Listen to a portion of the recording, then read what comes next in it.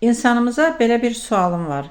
Neçə nəfəriniz sevib, sevilib, evlənibsiz? Yəni özünüz seçibsiz. Əlbəttə söhbət qarşılıqlı sevgidən gedir. Biri sevib, biri sevməyən bu qarşılıqlı sevgi deyil. Bu sadəcə bir insan səni sevmirsə, sənə dəyər vermirsə, sən onu sevirsənsə və buna sevgi donu geydirirsənsə, yaxud hər hansı bir xəyanətlərə də sevgi donu geydirirsinizsə, bu sevgi deyil. Qarşılıqlı sevgi, gerçək sevgi, yəni qarşılıqlı olur və iki insan bir yerdə olur və onları ancaq ölüm ayıra bilir.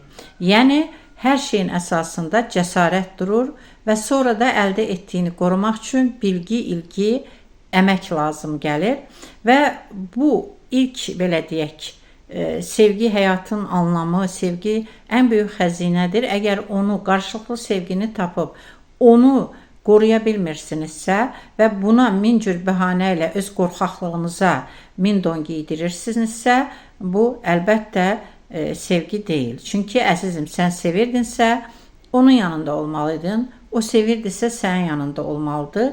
Həlledici anda bizim ölkədə əsas kişilər geri durur. Qadınlar daha cəsarətli görmüşəm.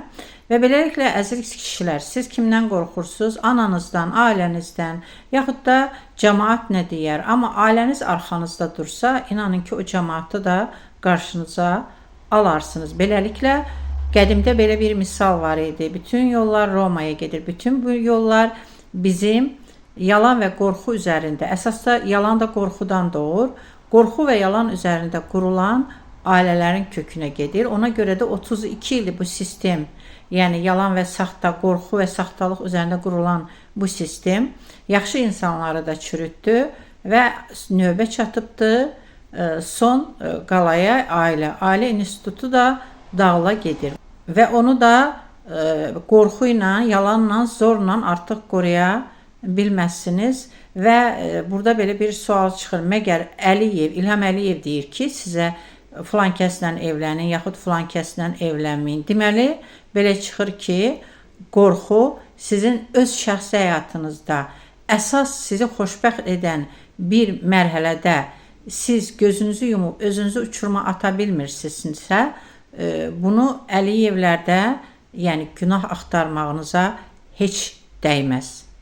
Tak что sevin, sevilin və sevginizə sahib çıxın. Nə vaxt bu ölkədə gerçək sevgilər artacaq, gerçək reallıqlar da bax onda yaranacaq.